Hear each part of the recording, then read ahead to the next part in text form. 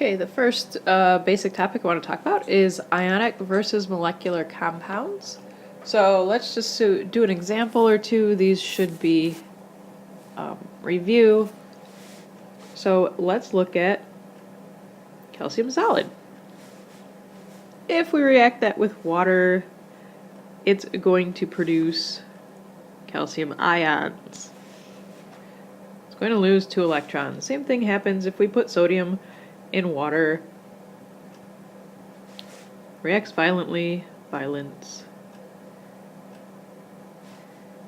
And we get sodium ions, hydroxide ions, and some gas. But anyway, that's the basic idea.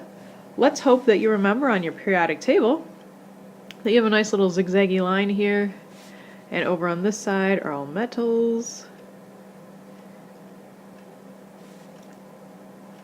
And up and to the right are nonmetals. For an ionic compound, you need a metal plus a nonmetal. Kind of ignoring the metalloids right now.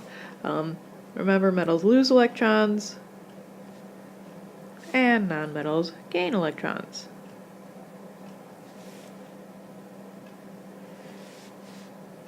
Okay, they gain and lose electrons to form ions. And when they form ions, they form ionic compounds when they bond together.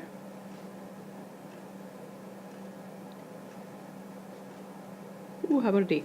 And remember, ionic compounds are stable, that's why they form them. So if we take our calcium ion that we had earlier and combine it with a nonmetal, let's say chloride,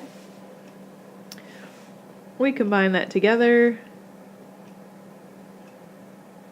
and we get CaCl2.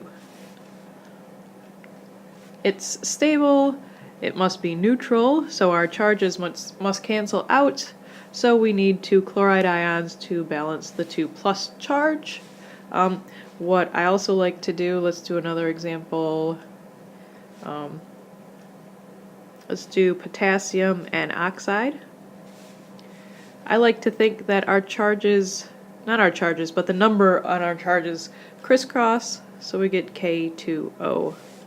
For potassium oxide, so on and so forth. We could go on and on to make ionic compounds, but like I said, this should be a review and this should be pretty basic for you. You could do the same thing with polyatomic ions. Let's go with calcium nitrate. Do our little crisscross method here, or you could do the algebra and make sure our charges cancel. Either one, whatever makes you happy. But remember, you have to enclose that polyatomic ion in parentheses, so as not to say that we have 32 oxygens. That would not go over well.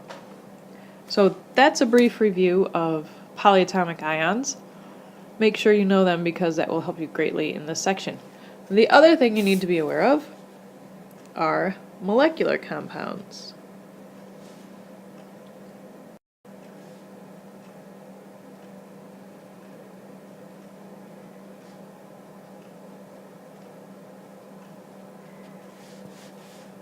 These are nonmetals and nonmetals.